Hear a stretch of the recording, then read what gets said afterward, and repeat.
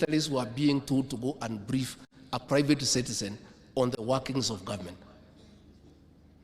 The CS National Treasury was being told to go and brief a private citizen about the budget. That is why that private citizen thinks he can recall the American ambassador to go back to the country. That situation is over. We have a government in place.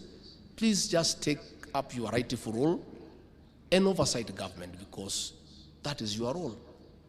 Again, I want to say that the hardship team, after destroying the economy of this country, gave President Ruto no chance, because they knew it was almost impossible to turn around the country.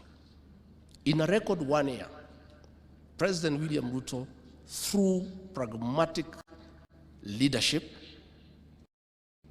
continuous engagement, agreeing to be advised, having a very competent economic council, has done the unthinkable. In 1 year, the economy has shown signs of recovery, to the extent that for the first time in 7 years, all county governments were given their money before the closure of the financial year on June 30th. All members of parliament and the respective constituency development funds in the 290 constituencies were given all the allocation before the closure of the financial year on June 30th.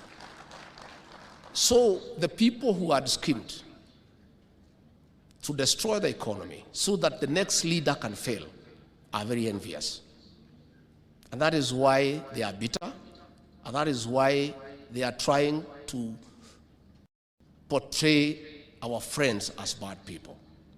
What is happening, and I want to invite our brothers to understand, this William Ruto you despised, and you gave him no chance. Today, he is the desired visitor of every capital in the world. If he was to honor the invitations to the countries he is being asked to visit, he would be out of this country for 360 days in a year. And that is why people are envious.